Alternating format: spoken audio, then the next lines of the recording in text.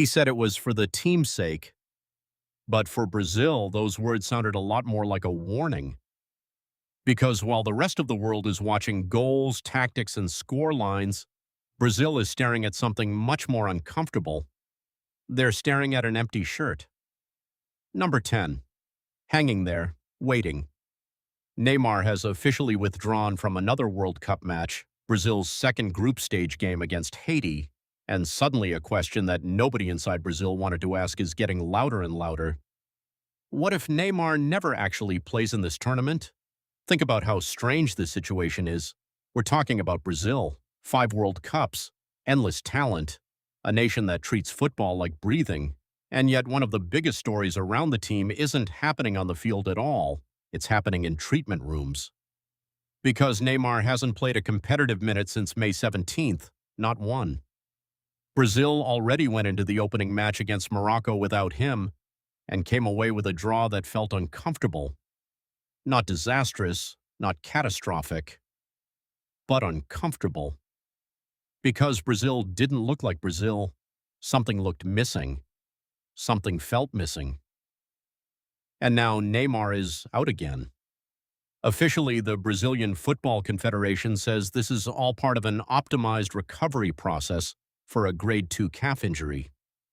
Optimized, interesting word, because when people hear optimized, they picture control, precision, a careful plan. But fans started asking a different question. If everything is optimized, then why does this feel like improvisation? Because this wasn't supposed to happen. Carlo Ancelotti made one of the biggest decisions of the entire tournament before the World Cup even started. He selected Neymar in the 26-man squad knowing exactly what he was dealing with. He knew the injury history, he knew the risks, he knew Neymar was approaching 34 years old, he knew Neymar's body had already spent years fighting battles that cameras never show. And here's where things become uncomfortable, because Ancelotti didn't just bring Neymar. He chose Neymar over fully fit alternatives, players who could run immediately, players who could contribute immediately, players like João Pedro. So now people are asking something that becomes more dangerous every day Neymar remains unavailable. Did Brazil take a football player, or did they take an idea? Because that's what Neymar represents now. Not just goals, not just assists, something much bigger. Experience, leadership, belief, emotion. Ancelotti seemed to make a decision that went beyond tactics, almost as if he was saying even if Neymar isn't on the field, Neymar matters, but World Cups are ruthless places. Emotion doesn't press defenders, symbolism doesn't score goals, and empty roster spots become very visible when tournaments get serious, especially if things start going wrong. Because here's the hidden issue underneath all of this. This calf injury isn't the real story. The calf injury is just the latest chapter. The real story started years ago. Go back through Neymar's career and the list starts becoming disturbing.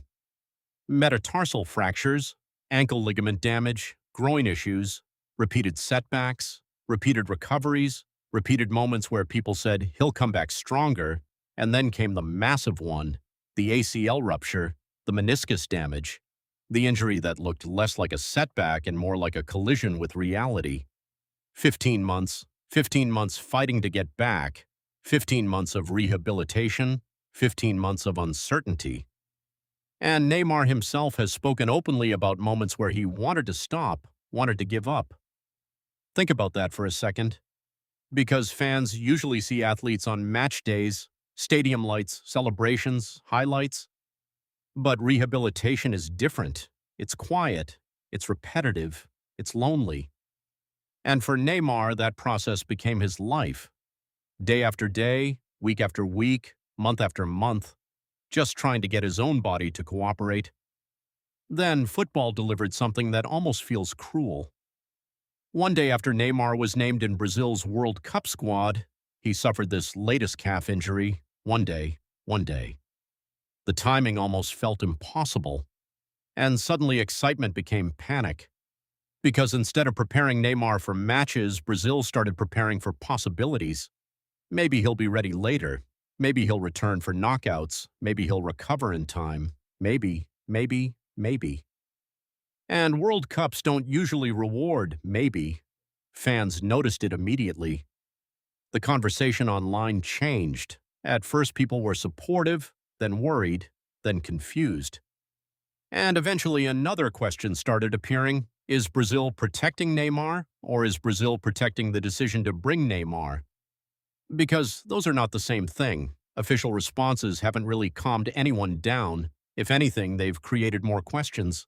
Every update feels careful, every statement feels measured. Recovery is progressing, things are positive, he's improving, but nobody seems willing to answer the question people actually care about.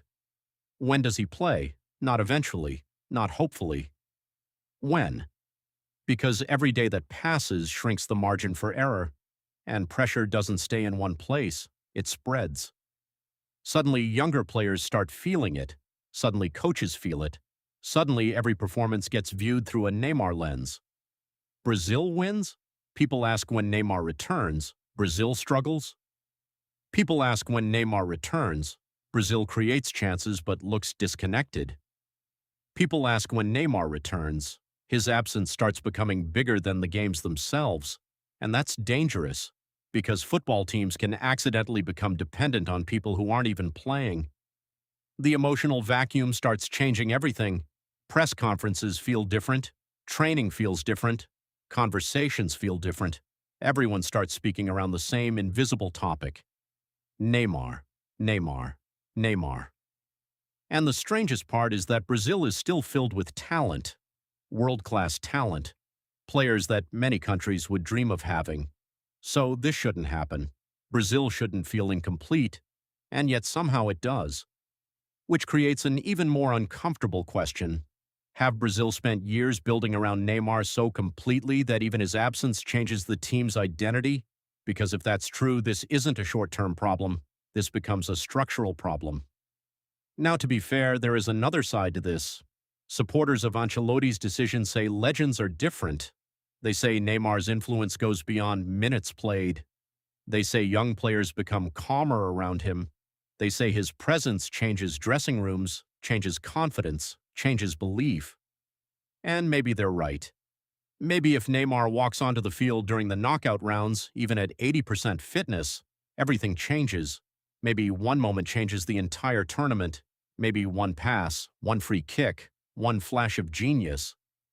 After all, we've seen football do impossible things before. But that's also where the controversy refuses to disappear. Because hope and strategy aren't the same thing. And right now, Brazil appears to be running something very unusual. A hope-based system. Survive the group stage, buy time, wait for Neymar, hope for Neymar, trust Neymar. And if it works, Ancelotti looks like a genius. But if it doesn't, if Brazil reaches the later stages and Neymar still isn't ready, people will go back to the beginning. Back to that roster decision. Back to that gamble. Back to the question that nobody wanted to ask. Was this avoidable? Because this isn't just about matches anymore. It's about legacy. Neymar already surpassed Pelé as Brazil's all-time leading scorer. Think about how absurd that sounds. He climbed above one of football's greatest names, and yet there is still one thing missing. One thing, the World Cup. The thing that transforms careers into mythology. The thing that changes how history remembers people. And that's why this feels bigger than an injury update, because everyone senses what this really might be. The final chapter, the final World Cup, the final attempt. Not Neymar against defenders, Neymar against time, Neymar against his own body, Neymar against years of damage that never fully disappear.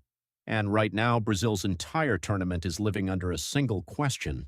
Not whether Neymar returns, not whether Neymar can play, whether the player who returns is still Neymar. Because if number 10 finally comes out of that locker, the whole world won't just be watching a football match, they'll be watching an answer.